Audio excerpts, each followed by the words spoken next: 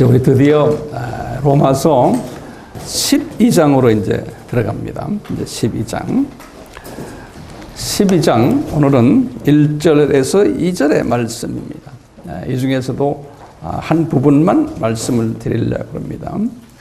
이 12장 1절과 2절의 말씀을 가지고 제가 세 번을 나눠서 말씀을 하려고 해요. 그러니까 오늘이 그 첫 번째인데요. 우선 이 말씀을 제가 읽겠습니다. 그러므로 형제들아, 내가 하나님의 모든 자비하심으로 너희를 권하노니 너희 몸을 하나님이 기뻐하시는 거룩한 산 제물로 드리라. 이는 너희가 드릴 영적 예배니라. 너희는 이 세대를 본받지 말고 오직 마음을 새롭게 함으로 변화를 받아 하나님의 선하시고 기뻐하시고 온전하신 뜻이 무엇인지 분별하도록 하라. 우리 성경을 보면 그리고는 그 다음에 3절에 동그라미 쳐놨죠. 우리 한국 성경에 여기 참 잘 돼 있어요. 동그라미 쳐놓은 것은 이제 이 지금 말씀과 또 다른 의미로 이제 다시 새로 문장을 만든다 그런 뜻이거든요. 처음에 이제 두 절이에요. 두 절. 우리 그동안에 로마서 공부를 했는데요. 제가 로마서를 시작을 할 때 로마서는 크게 세 단원으로 나눈다라고 말씀을 드렸어요. 그래서 첫째 단원이 1장에서부터 8장이에요. 1장에서부터의 8장은 무슨 이야기냐면 복음이 무엇이냐에 관한 얘기. 복음이 무엇이냐.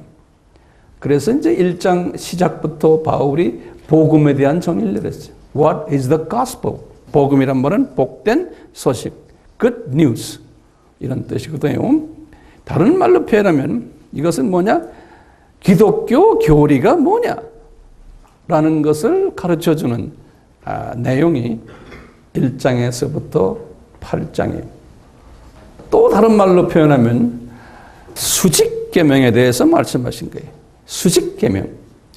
우리와 하나님과의 관계 속에서 교리를 복음을 깨달은 다음에 우리는 그 하나님을 사랑해야 된다. 수직계명. 창조 목적이 거기에 숨겨져 있어요. 그냥 우리가 아는 그 수준이 아니에요. 수직계명에 순종하는 사람이 되라는 데에 마지막 결론에 거기에 붙여져 있어요. 그리고는 이제 두 번째 단원이 9장에서부터 11장이에요. 9장에서부터 11장이 두 번째 단원인데요. 이 단원은 몇 주 동안 8번 제가 강의를 드렸는데 이 부분에 대해서 이 부분은 뭐냐면 복음을 아는, 복음 안에 있는 유대인과 이방인의 관계성을, 복음 안에 있는 이방인과 유대인 간의 관계성을 설명해 주시면서 이 예수님 안에서, 복음 안에서 두 민족이 있는데 이 두 민족아 서로 사랑해라. 이 메시지. 그리고 그 속에 주님의 그 숨겨진 뜻이 있다. 이 말은 뭐냐면 이제는 수평계명을 이야기하는 거예요.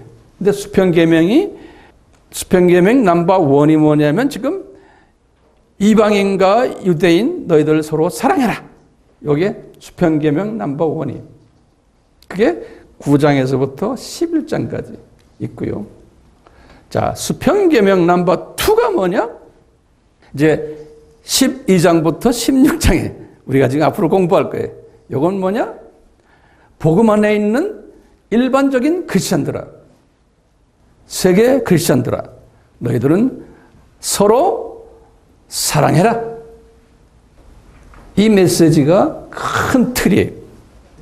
그러니까요, 여기 더 큰 틀을 보면 이런 거예요.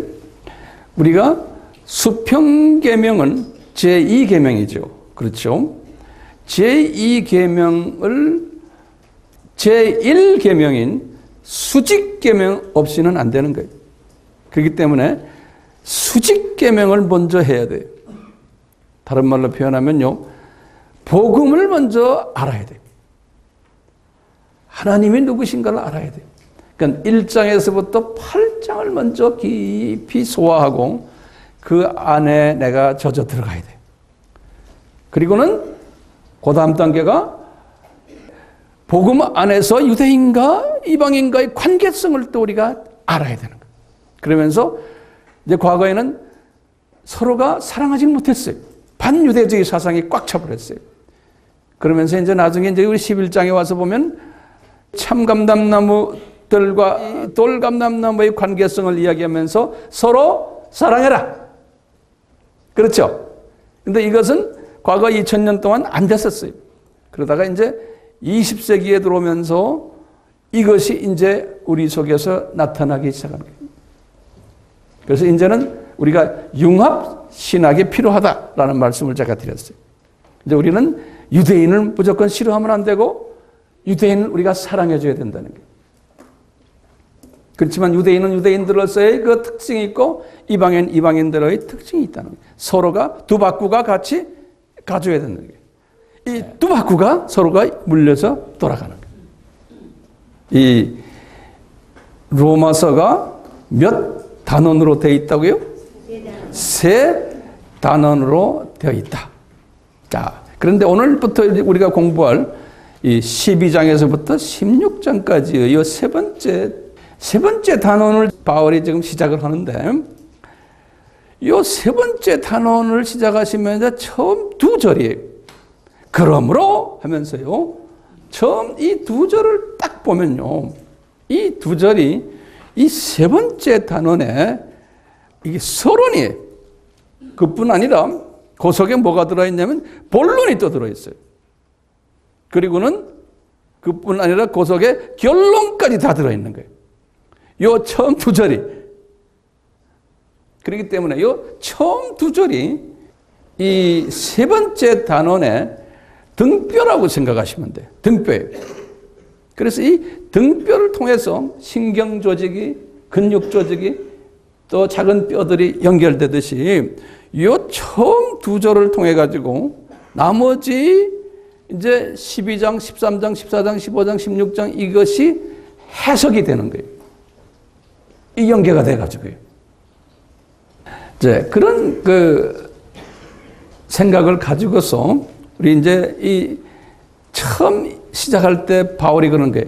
그러므로 이런 말 하네요. 그러므로 할 때 바울이 가끔가다 이 단어를 쓰거든요. 그러므로, therefore 할 때 바울이 지금 12장 1절에서 그러므로 할 때 어떤 생각을 가지고서 그러므로 했을까요?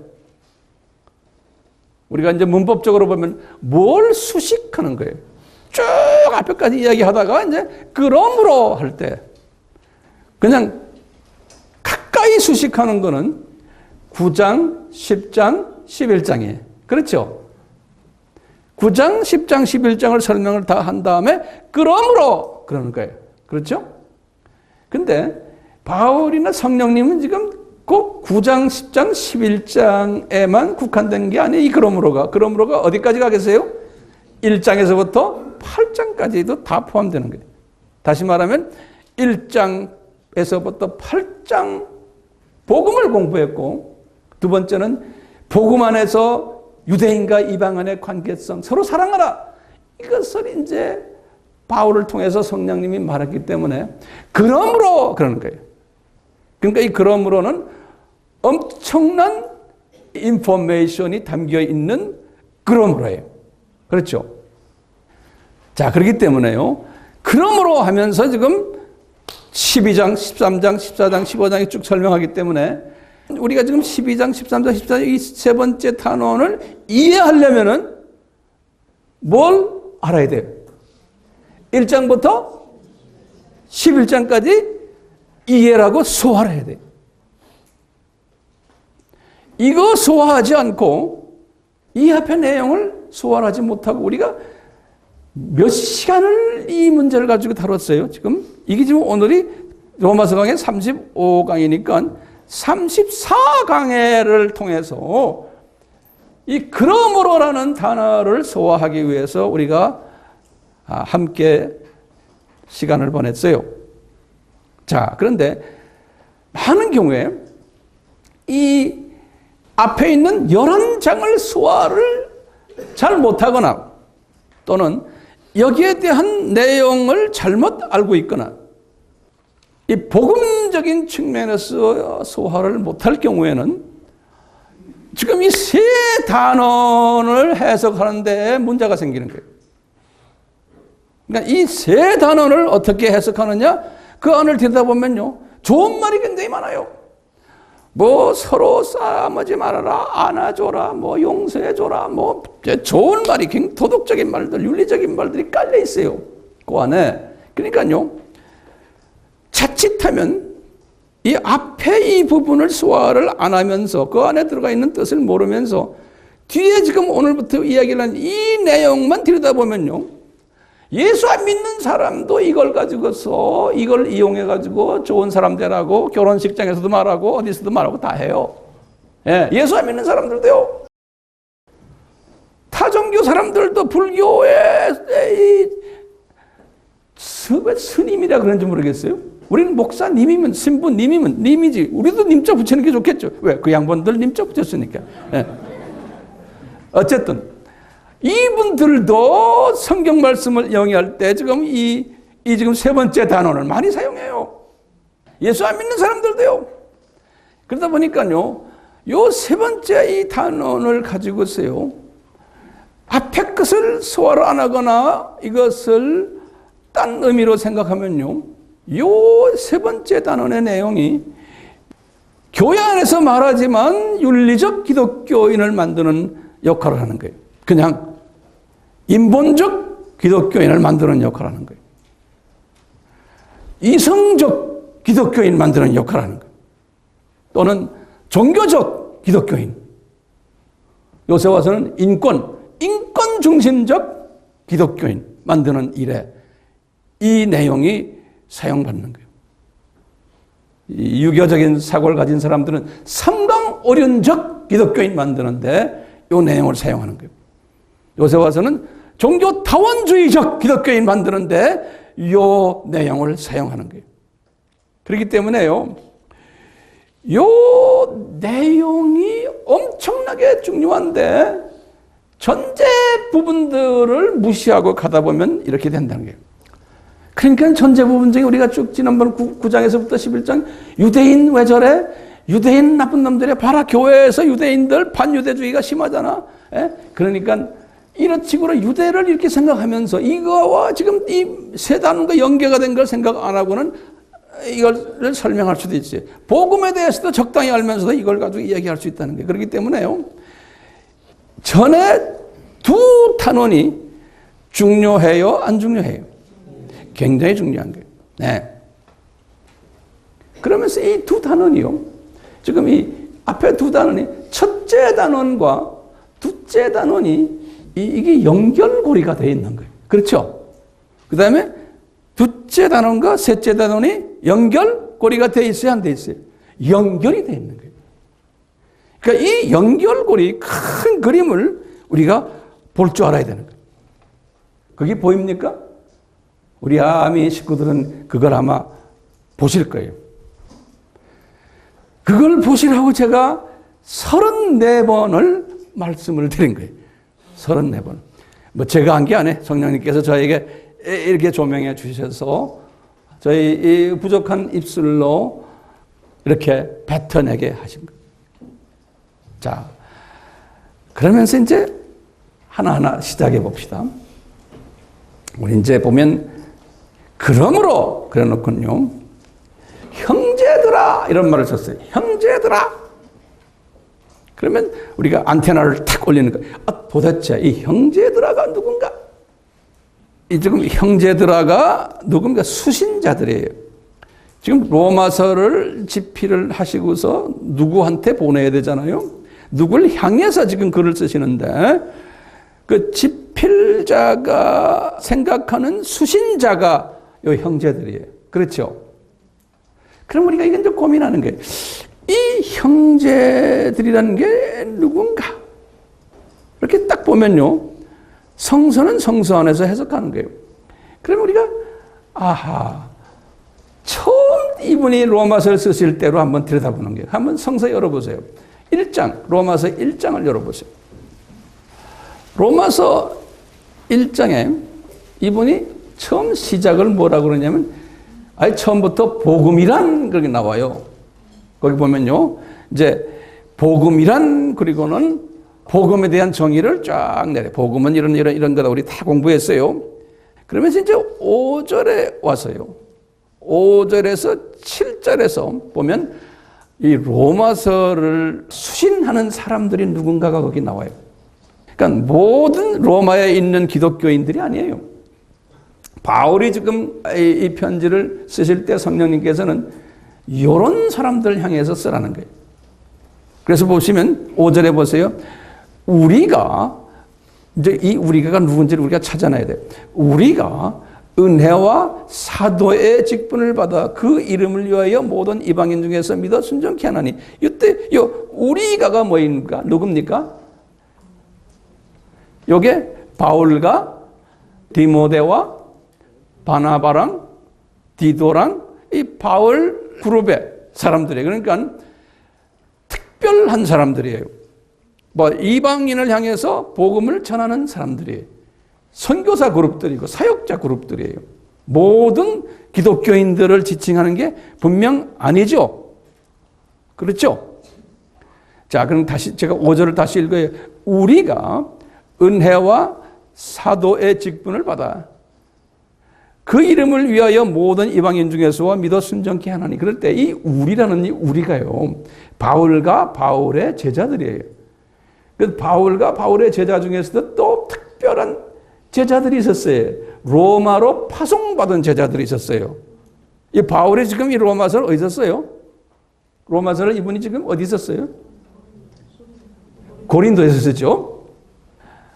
미리 로마로 파송받은 분들의 이름이 어디에 나와요? 지금 로마서 16장에 나와요. 로마서 16장에 그 분들의 이름이 약 한 30여 명의 이름들이 나와요. 그러니까 그 이름들도 이 우리 속에 들어가요, 안 들어가요? 분명 들어가는 거예요. 이 선교사 그룹들이, 복음 전하는 사람들의 그룹들, 그것도 특히 이방인에게 예수님을 믿고 순종케 만드는 일을 하는 사람들이에요. 제가 5절을 다시 읽어요. 우리가 은혜와 사도의 직분을 받아, 그러니까 은혜를 받은 거예요. 이게 아무나 되는 게 아니에요. 사도의 직분을 받아 그 이름을 위하여, 예수님의 이름을 위하여 모든 이방인 중에서 믿어 순종케 하나니. 이제 6절에 너희도 그들 중에 있어요. 너희도, 너희가 지금 누굽니까? 로마서를 이제 받아서 읽는 그룹들이에요. 수신자예요. 그러니까 요 너희도 할 때 그들 중에 있어는, 그들이라는 건 이방인들 중에 있어서 예수 그리스도의 것으로 부르심을 입은 자들이라는 거예요. 여기다 줄을 꺼내. 부르심을 입은 자들. 그러니까 너희도, 그러니까 여기 로마에 있는 모든 기독교인이에요. 그렇게 될 수가 없어요. 그 안에 특수 조직들이, 특수 멤버들인 거예요. 예. 이 사람들은 뭐냐? 부르심을 받은 사람들이. 이 로마 제국 복음화를 위해서 부르심을 받은 자들인데, 이런 자니라 너희들은 7절에 로마에 있어서 하나님의 사랑하심을 입고 성도로 부르심을 입은 모든 자에게 하나님 우리 아버지와 주 예수 그리스도를 쫓아 은혜와 평강 있기를 원하는, 이분들이 뭐냐? 하나님의 사랑하심을 특별히 입은 자들이고, 요 사람들을 성도라고 부른다는 거예요. 세인트. 예. 모든 기독교인을 지칭하는 게 아니에요. 이런 특별한 사람들이 있는 거예요. 로마서 8장에서 우리 공부한 거 기억나시죠? 로마서 8장에서 이런 8장의 사람들을 주님께서 29절 뭐에 미리 아셨고, 미리 정하셨고, 그 다음에 미리 부르셨고, 쭉쭉쭉 나오죠? 이런 사람들이. 그럼 여기에서 이제 해석이 두 가지가 있어요. 이제 저 같은 사람은 이렇게 특수 그룹을 이야기하고, 어떤 사람들은 아니다, 모든 기독교인 다 말한다. 이 모든 기독교인을 다 말한다니까 성사가 풀리지가 않는 거예요.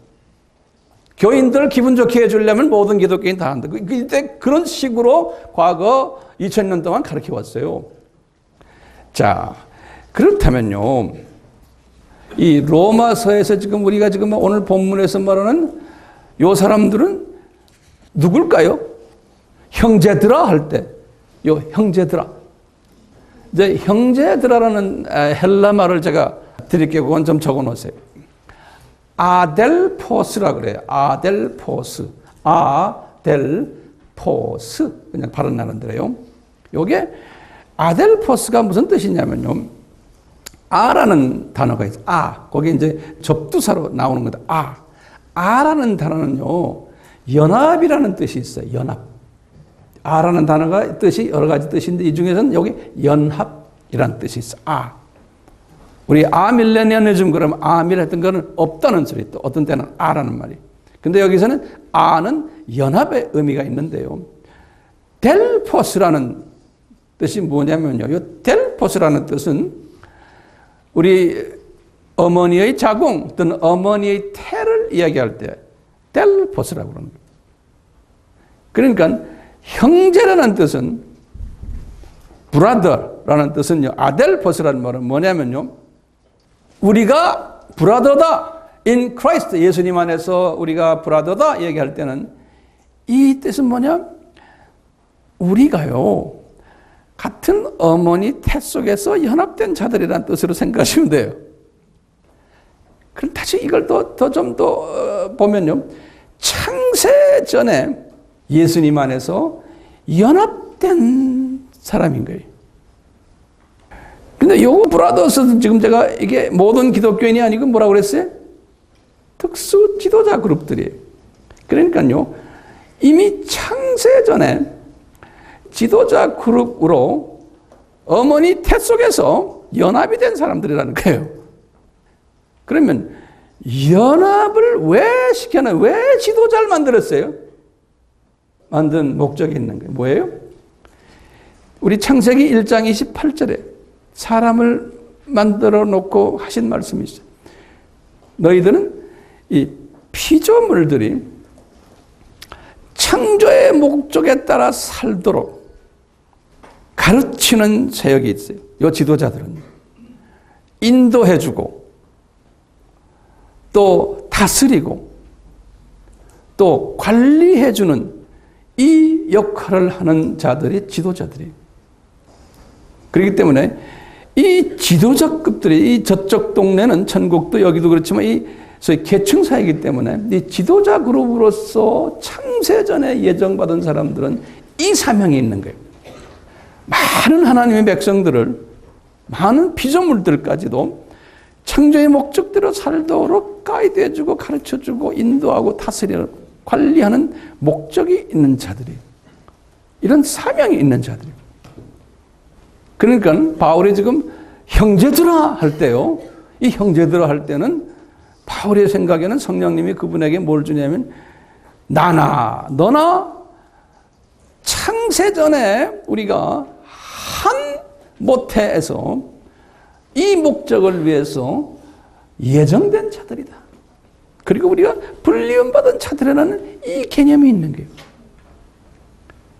요 소수 그룹들이. 그런 의미에서 형제들아 그런 거예요. 그러니까요. 우리는 이 사명을 창세전에 이미 받았기 때문에 그리고 이제 이 사명을 다 한 다음에 저 나라에 갈 텐데 저 나라에 가서도 영원히 같이 살 그룹들이에요. 같은 동네에서 같은 목적을 가지고 같이 살 그룹들이에요. 그렇기 때문에 이 큰 그림을 가지고서 우리가 서로 볼 때 서로 사랑하지 않을 수가 없는 거예요. 그러니까 우리는 이 시각을 자꾸 크게 만들어야 돼요. 제가 여러분들을 볼 때도 이런 시각으로 보는 거예요. 저 큰 시각으로 볼 때, 주님이 우리 AMI 이 공동체의 우리들이 어떻게 한 뱃속에서 태어났고, 한 목적을 가지고 가는 주님의 특별한 brothers and sisters들이구나. 이 생각을 바울이 이 생각을 가진 거예요. 큰 그림을 가지고. 이 큰 그림을 가지면은, 그 다음에 서로 사랑할 수 있어요, 없어요? 가능해요? Yes. 누가 좀 나에게 좀 기분 나쁘게 해도 내가 안아줄 수 있어요, 없어요? 있어요. 왜? 우리는 한 뱃속에 있는 주님의 특별한 은혜 속에 있는 사람이고, 우리는 이 세상에 좀 살다가 언젠가는 저 나라로 가서 영원히 같이 같은 동네에서 같이 먹고 자고 하고 살아야 되는 존재들이야. 그리고 사명이 같은 게 저 동네 올라가서도, 그러니 이거 소위 빼도 박도 못하는 관계요. 이것을 깨닫고는 내가 모든 걸 안아주고 사랑해주고 용서해주는 이런 관계가 돼야 돼. 바울이 이 시각을 가진 거예요. 그분도요, 유대인으로서 유대인들에게만 핍박받는 게 아니에요. 이 로마 제국이 자기 나라를 지금 점령해서 식민지로 만든 아주 밥맛 없는 나라예요. 이 로마 제국에 와서 로마 제국의 이 자기네 원수 같은 사람들을, 자기 민족을 괴롭히는 사람들을 이렇게 사랑하라고 온 정성을 다해서 지금 가르치고 본인이 직접 또 필드에서 뛰고 있는. 왜냐하면 큰 비전을 보니까 이 로마 제국 안에도 이 브라더스가 많이 숨겨져 있다는 거예요. 그래서 예수님은 요 브라더스를 바울에게 로마서 8장에서 이야기해 주는, 로마서 8장 기독교인들이, 제 성경 구절을 하나씩 드릴게요. 8장 2절에 생명의 성령의 법을 따르는 자들이, 요 사람들은 7장의 기독교인과 다른 거예요.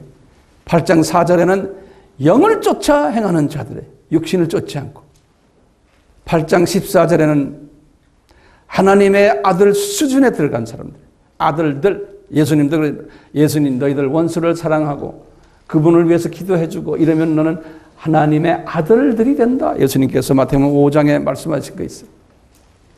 또는 하나님의 후사들, 8장 17절, 8장 28절에 그 유명한 하나님을 사랑하는 자가 그 뜻대로 부르심을 입은 자들이, 이게 아무가 하나님을 사랑하는 자들이. 8장 29절에는 아들의 형상을 본받게 예정된 자들이. 이런 사람들인데, 이런 사람들은 자기 잘나서 이런 사람들이 된 게 아니죠. 뭐냐? 하나님의 주권적 선택에 의해서 이런 사람들이 된 거예요. 이 주권적 선택을 받았기 때문에, 이 주권적 선택은 내가 무효화시킬 수가 없는 거예요. 바울이 고백하는 게 있잖아요. 누가 이 그리스도의 사랑, 나에게 주신 이 사랑을 끊으리요? 끊을 수가 없다는 거예요. 왜? 이게 주권적으로 하나님이 나에게 주신 이 사랑 때문에. 그러니까 이분이 그러는 게, 사망이 끊을 수 못한다는 거예요. 생명, 천사들도 권세자들도 안 된다는 거예요.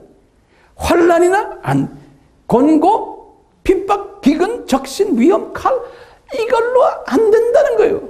그러니까요. 왜요? 바울이 어떻게 자기 목을 자른다고 했을 때 갖다 댈 수가 있었어요? 왜냐? 이분은 이미 저 세계를 봤기 때문에 그런 거예요. 그리고 저 세계에서 자기가 어떻게 살 것을 다 봤기 때문에 목을 갖다 댈 수가 있었던 거예요. 그걸 봤기 때문에. 그리고 하나님의 주권적인 선택의 한 후보생이라는 걸 자기가 알았기 때문에 그런 거예요. 생머리로는 안 되는 거예요.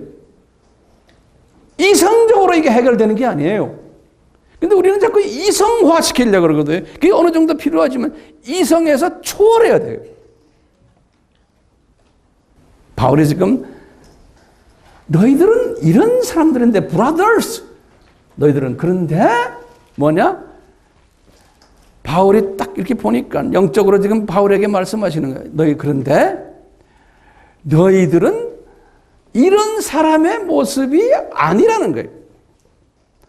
이런 사람들로서 주권적 선택을 받은 사람들인데, 브라더들아, 너희들의 행동을 보면, 너희들의 사고방식을 보면 너희들은 이런 사람이 아직 아니라는 거예요. 이런 사람이 되려면 죽을 때까지 서서히 인격의 변화가 오는 거예요. 하루아침에 되는 게 아니잖아요. 그러니까 바울이 본인 스스로도 마찬가지예요.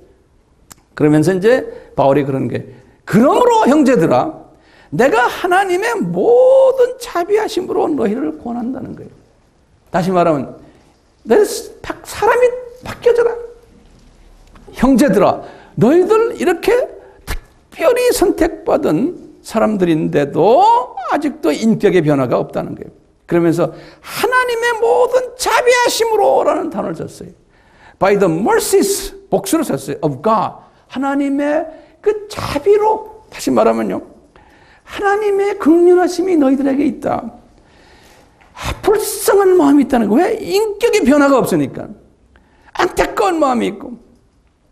너희들이 변해야지만 로마 제국이 복음화가 되지 않나.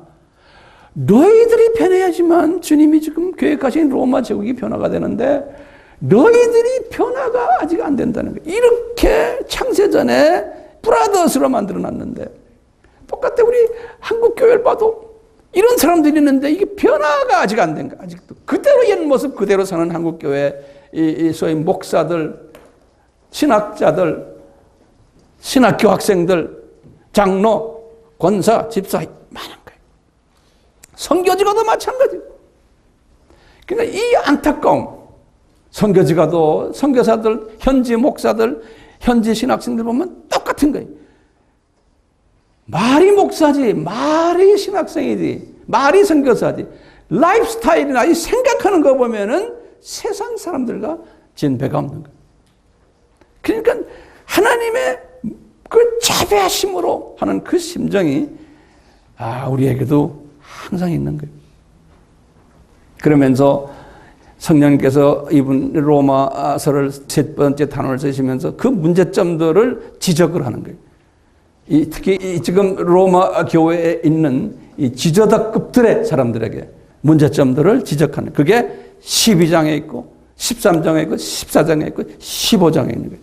그 내용을 제가 딱 보니까요, 약간 10가지로 구분이 돼요. 그분들이 가지고 있는 문제점들. 그러니까 사역자들이 가지고 있는 문제점들이. 브라더스, 바울의 브라더스들이 가지고 있는 문제점이 뭐냐? 첫째 뭐냐? 12장 3절에서 그랬어요. 믿음의 분량대로 지혜롭게 생각하지 않는다는 거예요. 이분들이 부름에 합당한 삶을 살지 못하는데 첫째 문제가 뭐냐?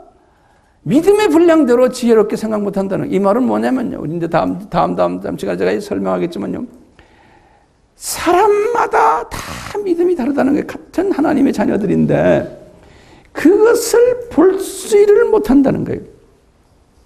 저 사람은 저만한 믿음의 사이즈고 저 사람은 저렇고, 이 분별력이 없다는 거예요. 지도자가 통째로 하나로 생각하는 거예요.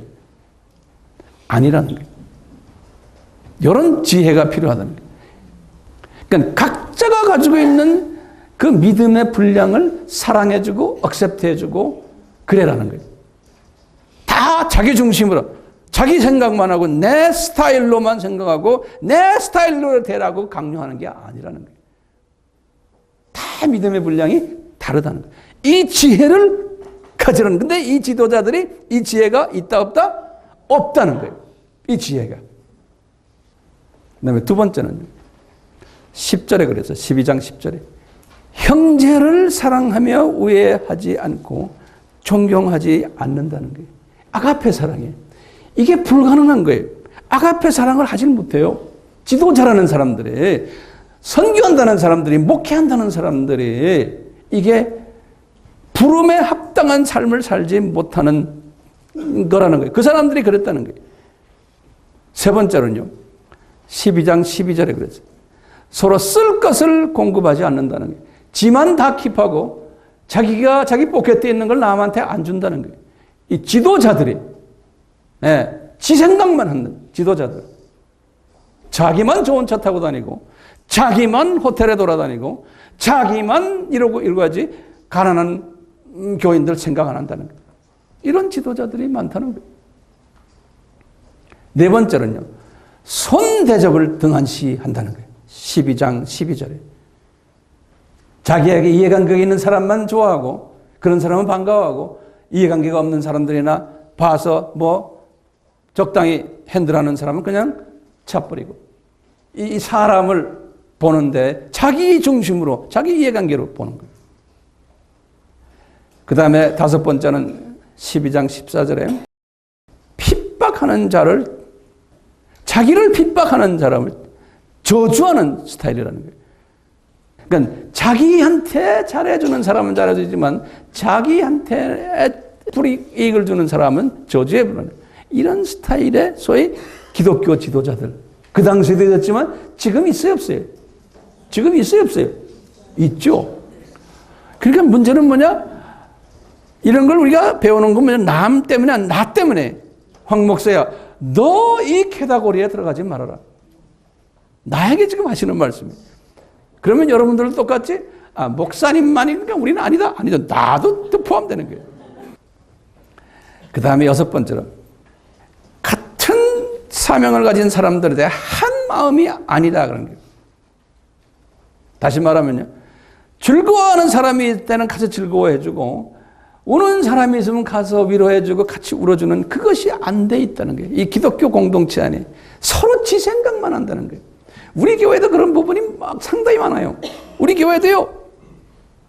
말씀 공부 열심히 한다고 해서요. 그걸로 끝나면 안 되잖아요. 예? 지 밖에 모르는 게 대부분이나 이렇게 딱 보면요. 이제 생각을 우리가 바꿔야 되는데 생각을요.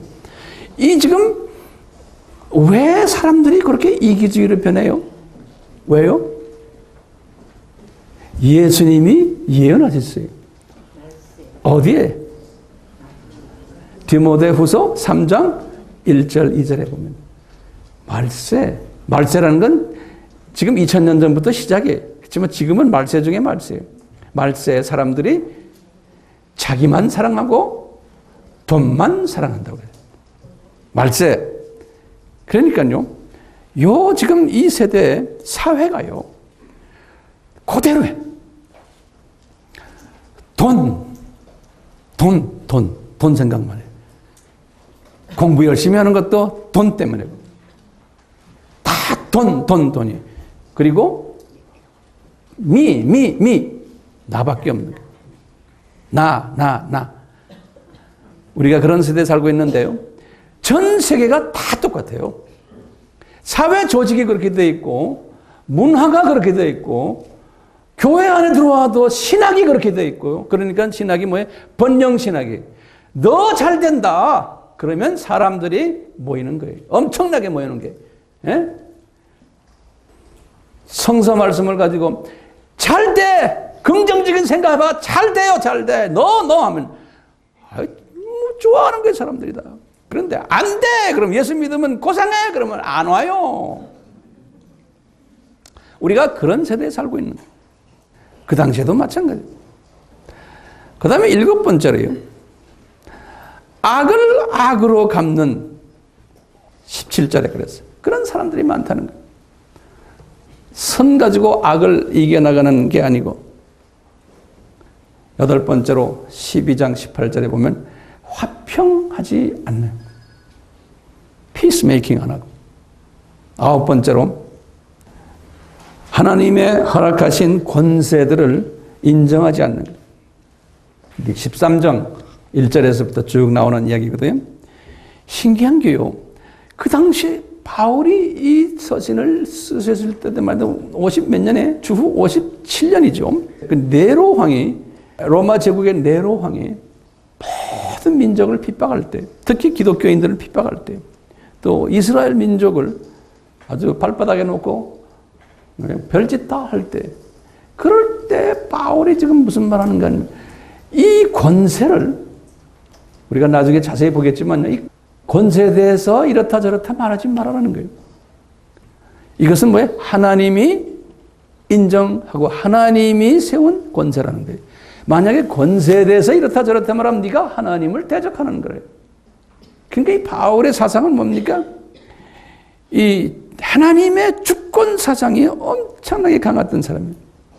다시 말하면요. 로마 제국도 하나님의 주권 하에서 예수님이 통치자로서 역사의 주인이 되시고 로마 제국이 이렇게 커진 것도 예수님의 장중에서 예수님의 허락하에 이렇게 된 거라고 이분이 보는 거예요. 그러니까 그 속에 깔려있는 왕들, 특히 거기에 제일 왕초되는 네로 왕 같은 사람도 건드리면 안 된다고 가만 놔두라니까 하나님이 때가 됐을 때 하나님이 건드리신다는 거예요. 이 사고방식이 우리가 이 그릇을, 이 큰 시각을 가지지 않고 이 성서를 보거나 또는 세상을 볼 때는 같은 크리스찬이지만 반정부하고 아무개 대통령 뭐 어쩌라 저쩌라, 지금 우리나라에도 지금 교회 목사들도 신부들도 박 대통령 내려오라 그러고요 막 하는 사람들 있죠. 그러면서 예수님의 정의를 가져간다. 그분들이 지금 뭘 못 본 거예요? 하나님의 크신 이 주권적인 하나님의 이 통치권을 보질 못해서 그런 거예요. 근데 그런 사람들이 더 인기가 있는 거예요. 지금 우리가 그런 세대에 살고 있어요. 자, 이런 특별히 하나님의 콜링이 있는 사람들인데 창세전부터 이렇게 됐는데 이분들이 그 콜링에 맞춰서 다시 말하면 불리움에 합당한 삶을 살지 않는 그 현장을 지금 가지고서 이야기하는 게 지금 12장, 13장, 14장, 15장에 그러니까 일반 기독교인 보고 이야기하는 게 아니에요. 그러면서 이제 바울이 그래, 형제들아 내가 권한다 그러는 거예요. 내가 권한다. 아주 중요한 단어예요. 이 바울이 이 단어를 함부로 쓰질 않으세요. 이 권한다는 헬라 말이 뭐냐면요, 파라칼레오 이런 뜻이에요. 파라칼레오. 우리 파라클레토스 배웠죠? 파라란 말이 뭐예요? 옆에 항상 같이 곁에 있는다는 뜻이에요. 파라. 그래서 항상 따라다닌다는 거예요. 파라칼레오란 뜻은요 뭐냐면 콜링 한다는 소리, 부른다는 소리. 다시 말하면 내가 지금 바울이 말하는 게 성령님이 바울을 통해 하는 소리. 내가 옆에 서서 네 귀에다 대고 계속 내가 말한다 지금. 그게 권한다는 소리. 잔소리처럼 말한다. 강력히 추진해. 이 영어로는 I urge you라는 단어를 썼어요. urge. U-R-G-E. 그러니까 I speak to you, I tell you 이런 말이에요. I urge you. 권한다는 말이죠. 그러니까 내가 뭐냐면 재촉한다. 몰아친다. 강력히 내가 너한테 부탁한다. 이런 뜻이 I urge you. 근데 바울이요, urge라는 단어를 로마서에 다른 이제 나중에 가서 또 나오지만요, 에베소서 4장에 또 쓰셨어요. 에베소서 4장 1절에. 에베소서 4장도 1장에부터 3장은 우리 에베소서 공부했잖아요. 이 교리에 관한 이야기를 한 다음에 이 교리를 깨달은 에베소서의 크리스천들아, 그러면서 4장에 들어가서 I urge you. 그러니까 내가 권한다. 왜? 니네들끼리 서로 하나 되라 하는 이야기부터 시작하는 거예요. 그럴 때 I urge you. 그러니까 강하게 내가 너희들에게 독촉한다, 몰아친다. 그만큼 중요하기 때문에.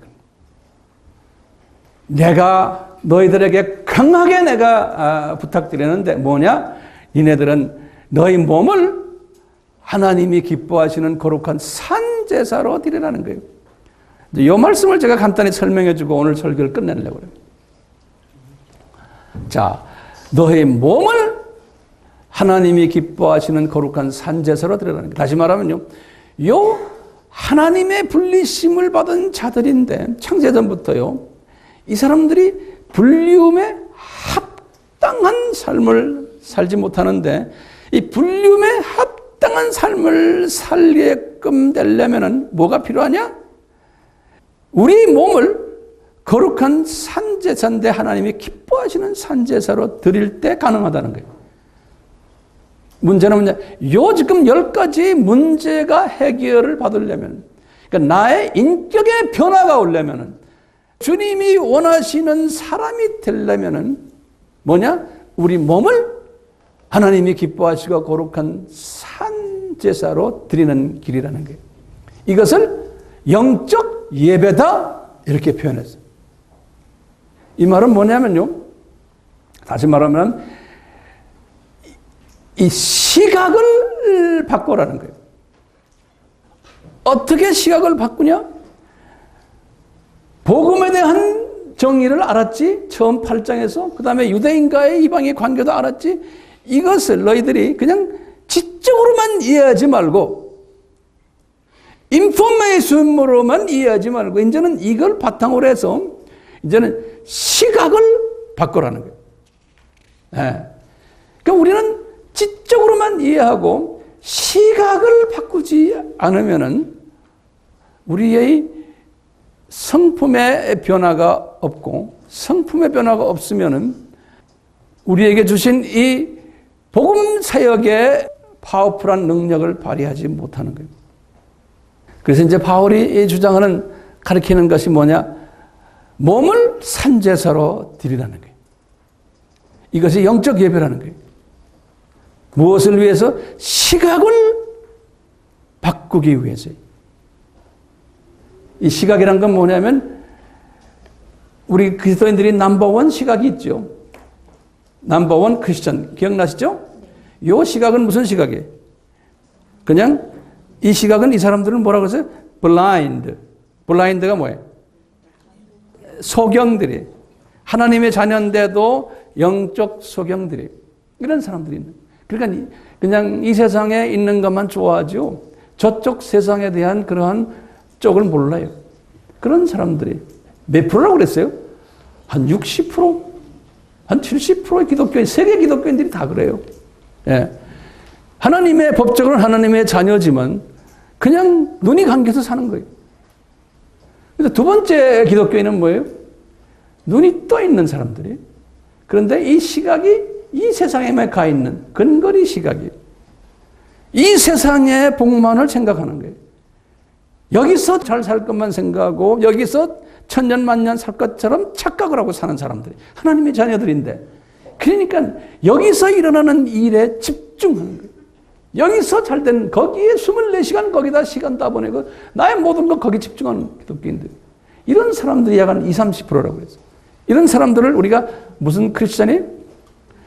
번영신학. 처음에 일본 크리스천은 뭐예요? 일본 크리스천은? 네? 썬데이 크리스천. 이렇게 그때, 또는 명목상 크리스천들. 이 두 번째 분들은 그래도 열심히, 기도도 열심히, 성서 열심히, 헌금도 많이 내고, 신앙생활 열심히 하는 사람들인데, 생각은, 시각이 이 세상에만 가 있는 거예요. 이 세상 복 받기 위해서. 이런 사람들이 한 20-30%라고 그랬어요. 그러니까 지금 여기에 해당되는 분들 여기 많이 앉아 있어요. 고작 해야 그냥 여기서 내 꿈이 있어요. 나 돈 많이 벌어. 여기서 내 출세해야 돼. 이 생각만 하다가 언젠가서 암에 걸렸어요. 그러면 철커덕 하고 앉아서 어휴 마까 나 어떡하죠 이제? 이렇게 하는 사람들이 대부분이에요. 그때 되면 너무 늦은 거예요. 그런데 암에 안 걸려요? 걸려. 다 걸려요. 암 아니라도 무슨 문제가 생겨 다 나중에 다 이제 이 세상 떠나게 돼 있어요. 안 떠날 사람이 누구요? 나도 떠나요. 근데 이 세상에만 집착하는 거예요. 그게 두 번째 사람들이. 세 번째 사람들은 뭐냐? 첫 번째 시각도 있고 두 번째 시각도 있지만 히브리서 11장의 시각이죠. 저 세상 시각을 가진 사람. 그러면서 무슨 시각이냐? 원래 이 세상을 보는 시각이 뭐냐? 이 세상은 내가 잠깐 있다가 나는 이 세상을 떠나는 사람이라는 나그네라는 개념을 가진 사람이에요. 그러면서 때가 되면 난 저 세상에 간다는 적인의 본향이라는 사고방식 가진 사람이에요. 그리고 거기 가면은 계층사회라는 이 사고방식을 투철하게 가진 사람들이에요. 그러니까요, 바울은 이 두 번째와 세 번째 시각을 동시에 가지고 있었어요. 동시에 가진 게 뭐냐? 이 세상도 보면서 이 세상 봐야 되잖아요. 그러니까 이분이 이런 성서를 쓸 수 있었어요. 세상 돌아가는 걸 다 아는 거예요. 세상의 사회, 경제, 문화, 정치 다 알아요. 바울이. 교육도 많이 받고. 그러면서 이 모든 이 세상 것을 저 세상 기준으로 해석하는 거예요. 이 두 시각을 가진 사람들은요. 저도 이 두 시각을 가지고서 살려고 노력하는 사람이에요. 저 세상만 바라보는 사람이에요? 아니에요. 저 세상 바라보는 건 매일 바라보지만 항상 이 세상을 예리하게 바라보는 사람이에요. 그러니까 이 세상에서 교육도 다 받아야 되고 계속해서 인포메이션 받아야 되고 세상 돌아가는 걸 다 알고 있어야 되고 소화해야 되지만 이것을 제 세상과 이제 비교해서요. 이해하고 해석하는 거예요. 그리고 예측하고. 그러면 그것을 깨달은 것을 우리 팀들에게 제가 이렇게 나름대로 가르쳐주고. 다시 제가 말합니다. 우리 몸을 산제사로 드려라. 이렇게 할 때요. 거기 보면 제가 다음 시간에 이제 다음 주에 더 자세히 설명을 할 거예요. 이 산제사라는 말을 썼어요. 이게 영어로는 living sacrifice. 산제사. 제사를 드릴 때 죽은 동물을 바치는 게 아니라 산 동물을 죽이는 거예요. 그렇죠? 그러니까 거기에 아픔이 따라와요. 자, 이 너희 몸을 할 때요. 요거 잘 듣고 잘 적어 놓으세요.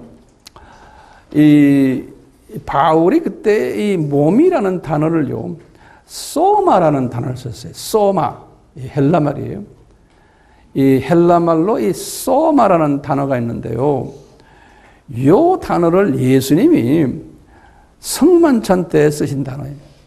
예수님께서 마태복음 26장 26절에 이 떡은 내 몸이다 그랬어요. 그럴 때 내 소마다 이렇게 썼어요. 소마다. 근데 소마라는 이 말은 뭐냐면요. 영어로 말하면 body에 body. 신체, 몸, 육체 그런 뜻이에요. 육이란 뜻이에요. 이 소마라는 단어가요. 자, 그런데요. 참 이해하기 힘든 부분이 하나가 있는 게 예수님이 요한을 통해서 요 성만찬 때에 하신 말을 요한은 다르게 표현했어요. 요한복음 6장 51절에 요한은 예수님이 이것은 너희를 위해서 내가 이제 줄 내 살이다 그랬어요. 예수님이 말씀에 몸이란 단어를 안 쓰고 살이다 그랬어요. 그걸 요한은 살이라는 그 표현을 썼어요. 그때 살을 영어로는 그냥 flesh, F-L-E-S-H, flesh라고 이제 번역을 해놨는데요. 요건 뭐냐면 헬라 말로도 다르게 썼는데 헬라 말로 이 살은요 사르크스라는 단어예요. 사르크스. 같은 상황이었는데 같은 예수님이 하신 말씀인데 마태와 요한이 표현을 달리했어요. 이 사르크스라는 건 이 사전을 찾아보면 무슨 뜻이냐면 요건 예수님도 내 살이다 그래. 이 살 있죠. 살덩어리. 여기 사르크스라는 의미는요 살덩어리라는 뜻이에요. 그런데 요 사르크스라는 단어를 성서에서 여러 군데 썼어요. 제가 성경 구절을 드릴게요. 요한복음 17장 2절에는 요 사르크스라는 단어를 썼는데 요건 어떻게 해석했냐면 만민이 또는 인간이 이렇게 해석했어요. 또는 로마서 9장 3절에는 바울이 유명한 내 권력이 할 때 그 권력이라는 단어도 사르크스를 썼어요. 11장 4절에도 로마서. 그 다음에 사도행전 2장 30절에는 후손이라는 말로 번역해요. 사르크스를. 또는 로마서 8장 1절에는 사람이라는 말로 표현했어요. 이 사르크스를요. 그런데 이 사르크스는 뭐냐면요. 사르크스는 혼을 지칭한다고 생각합니다. 아마 소마는 육 부분을 이야기하고요. 이 사르크스는 혼의 부분에 인격, 인간, 인류 이런 보편적인 개념에서요. 그것이 인격까지도 다시 말하면 혼의 부분입니다. 그러니까 예수님께서 십자가에서 죽으실 때 이분이 산제사를 드리셨는데 이분이 육의 부분만 산제사 드린 것이 아니고 이분이 뭐예요? 혼의 부분도 이분도 산제사를 드렸다는 의미가 거기에 깔려져 있어요. 네. 이 예수님이 산제사를 드리기 위해서 예수님이 하신 말씀 우리 항상 보죠. 우리 여기 라비에도 항상 거기 있지만요. 요한복음 12장 24절에 이 산제사는 뭐예요? 한 알의 밀이 땅에 떨어져 죽어야 됩니다. 썩어야 되는 거예요. 그러면은 그걸로 인해서 많은 열매가 맺힌다는 게 죽어야지만 많은 사람이 살아나는 원칙에 생명을 주시는 원칙이에요. 그렇기 때문에요. 오늘 지금 바울이 지금 말씀하시는 게 뭐냐면 너희들 하나님이 기뻐하시고 하나님이 생각에 거룩하다고 하는 산제사로 너희 몸을 드리라는 거예요. 이 말은 어떻게 우리가 해석해야 돼요? 우리가 육적으로도 제사를 드려야 되고, 그렇죠? 또 혼적으로도 제사를 드려야 된다는 거예요. 그런데 그냥 제사가 아니고 산제사에 육적으로도 내가 내 시간 드려야 되고 내 건강도 드려야 되고 내 모든 재산도 드려야 되고 나의 모든 탤런트도 드려야 되고 이런 모든 일들 육적으로도 드려야 되고 혼적으로도 나의 교육, 나의 모든 성품, 나의 모든 내가 가지고 있는 내 인격을 주님 앞에 드릴 때 이제 이것이 영적 예배라는 거예요. 이렇게 드릴 때 내가 인격의 변화가 오면서 나를 통해서 살아나는 사람들이 나온다는 거예요. 이것을 예수님이 실제로 하시면서 우리에게 모본을 보여주셨어요. 예수님이 그러니까 사람을 살리려면 이 산제사를 드려야지만 그 제사를 통해서 살아난다는 거예요, 사람이. 그러니까 예수님께서 이것을 모본으로 보여주시면서 근데 이 모본을 보여줬을 때 이분이 십자가 사건이 모본인데 이 십자가 사건은 이분이 창세전에 이미 준비하신 거예요. 그러니까 창세전에 삼위 하나님이 결정한 것은 뭐냐? 살리는 일을 하려면은 누가 산제사를 드려야 된다. 그러니까 삼위 하나님이 성자 하나님이여 당신이 하셔야겠습니다. 그래서 이분이 내려오셔서 하신 겁니다. 하시기 직전에 한 알의 밀이 땅에 떨어져 죽어야지만 많은 열매를 맺는다. 내가 그 죽는 그 한 알의 밀이라는 거예요.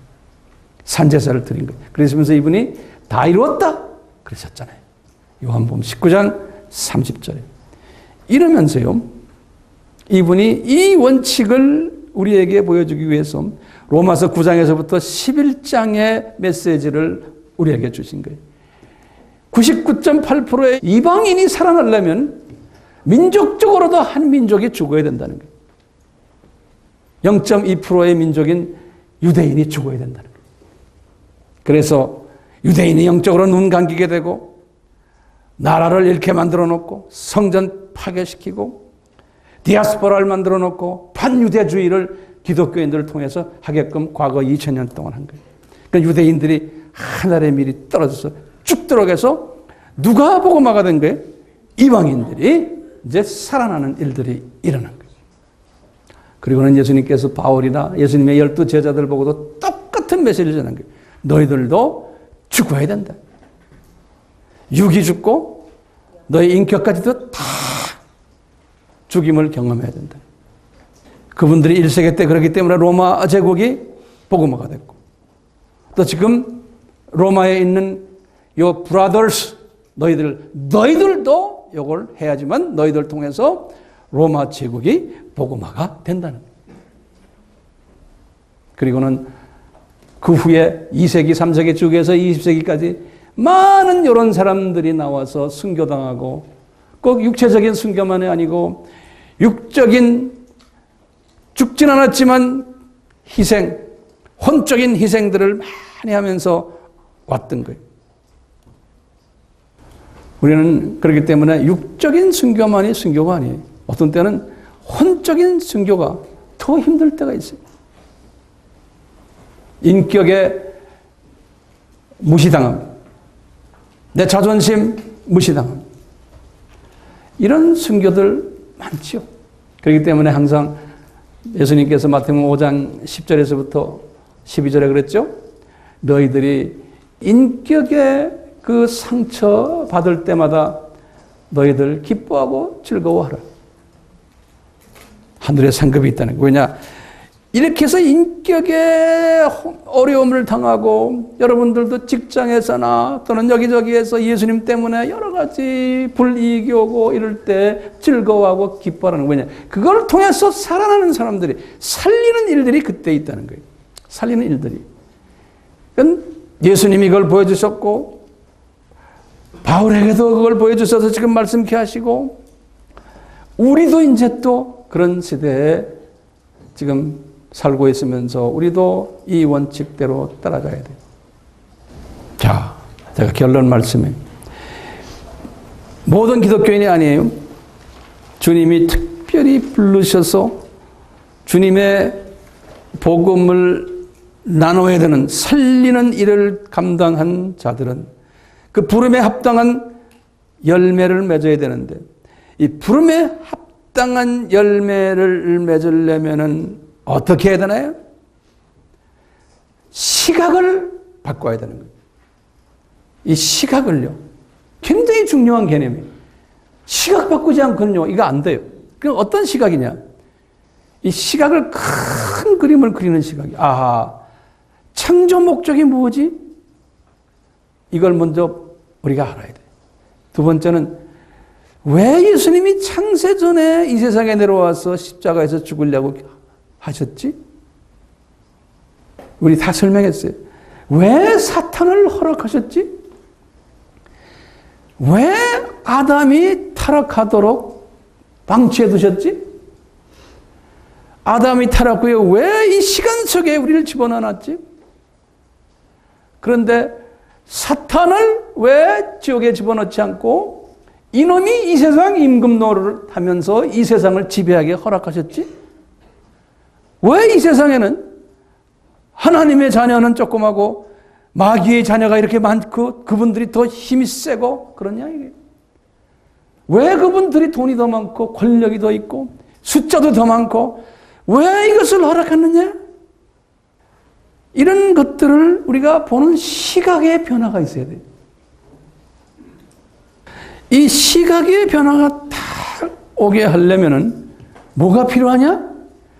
로마서 1장에서부터 8장의 복음의 메시지를 먼저 우리가 가져야 되는 거예요. 그래서 주님이 그걸 주신 거예요. 복음이 뭐냐? 창조의 목적이 뭐냐? 왜 수직계명이 중요하냐? 그렇다면은 유대인과 이방인의 관계 속에서 이 복음은 뭐냐? 그것도 우리가 알아야 되는 거예요. 그러면서 이제 나머지 이제 그렇다면은 이 수평계명에서 우리가 어떻게 돼야지만 이 이방인들을 복음화시킬 수 있느냐? 자, 그렇다면은 여기서 있는 게 모든 기독교인이냐? 지금 이 캐다고리에 들어가는 게 아니라는 거예요. 이 세 번째의 비전을 가진 이런 시각을 가진 사람은 소수고 이분들은 자기 잘나서가 아니고 하나님의 은혜 안에 들어왔을 때 이것이 가능하다는 거예요. 그렇기 때문에 저와 여러분들은 시각을 바꾸려면은 이 예수님의 은혜 안에 들어와서 우리가 이 멀티 시각을 가지고 세상을 볼 때 부름에 합당한 사람의 인격을 가질 수 있도록 나를 서서히 변화시키는 거예요. 그러니까 시각도 하루아침에 변하는 게 아니고 서서히 시각의 변화가 크면 클수록 넓으면 넓을수록 깊으면 깊을수록 높으면 높을수록 내가 예수님의 성품을 더 많이 닮아가면서 사람들을 주변 사람들을 내가 안아줄 수 있고 인간 역사를 내가 보는 시각이 변하고 이 모든 세상이 지금 어떻게 돌아가는 걸 보면서 이것을 내가 소화하고 해석하고 이해하고 여기에 대해서 사람들에게 가르쳐 줄 수 있는 그런 능력이 오는 거예요. 그러니까 이 시각을 바꿔야 되는데 시각을 바꾸려면 하나님의 은혜가 필요한데 시각을 바꾸려면 로마서 1장에서 8장을 소화해야 되고 9장에서 11장을 소화해야 되고 그런 사람은 다는 아니지만 소수 브라더스가 시각을 바꾸게 되는데 여기에는 아픔이 따라오는 거예요. 육의 아픔, 혼의 아픔이 따라오는 거예요. 그래서 살아있는 산제사를 드려야지만 된다는 거예요. 그래서 예수님이 그것을 보여주셨고 바울과 예수님의 제자들과 과거 2000년의 기독교 리더들이 이 과정을 겪은 거예요. 그러면서 이 시각을 바꾸기 위해서 이 산제사를 드림으로써 가능했다는 것을 하나님이신 예수님도 이것을 실제로 우리에게 모범을 보여주신 거예요. 하나님이 택하신 사람들은 자기가 원하든 안 원하든 이 훈련 속에 집어넣는 거예요. 그러니까 우리 AMI 공동체 여러분들이요. 여러분들은 원하든 안 원하든 주님이 이곳에 보낸 이유는 이 훈련 속에 들어오라고 주님께서 지금 여러분들을 부르신 것 같아요. 그래서 날로 우리는 인격이 변해야 되는 거예요. 시각이 변해야 되는 거예요. 사람을 보는 시각이 변하고 세상을 보는 시각이 변해야 되는 거예요. 이런 사람 되기를 주님의 이름으로 축원해야 안 해요? 축원해야 돼요. 네. 축원 안 해도 예정 속에 들어오면 할 거예요. 네. 저는 여러분들이 그런 사람들이라고 믿고서 이 메시지를 전했어요. 자, 제가 이제 이 말씀을 통해서 주님 앞에 간구를 드리고 싶어요. 예수님, 바울에게 이 엄청난 하늘의 미스터리를 주셨는데 우리 인간의 이상으로는 도저히 이해가 되지 않는 하나님의 주권적인 선택, 이것을 소화할 수 있도록 성령님 저희들을 도와주시옵소서. 우리가 우리의 이성으로만 가지고는 하나님의 그 깊은 오묘한 그 세계를 소화할 수 없습니다. 이성 플러스 믿음이라는 그 믿음의 영역 속에 우리가 들어옴으로 해서 바울을 통해서 주시는 이 믿음의 그 미스터리들이 소화될 수 있도록 은혜 베풀어 주시옵소서. 예수님의 이름으로 기도드리옵나이다. 아멘. 지금 이 시간은 우리 주 예수 그리스도의 무한하신 은혜와 하나님 아버지의 극진하신 사랑하심과 성령님의 끊임없이 가르쳐 주심과 깨닫게 하심과 순종케 하심이 우리에게 항상 있기를 축원하옵나이다. 아멘.